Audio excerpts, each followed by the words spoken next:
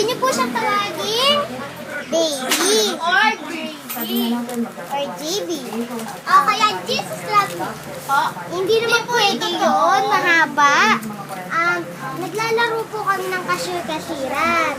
Masyado nga po mahirap mag-cashier-cashiran. Kaso ano po, ako po, Opo, kasi po, hindi po siya nag-toothbrush ng 2 linggo. Kaya matagal pa siyang matapos sa pag-toothbrush.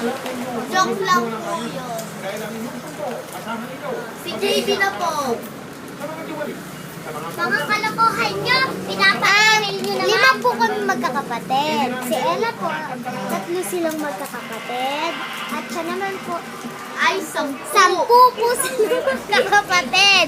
Sila po, si baby po, pinakabunso.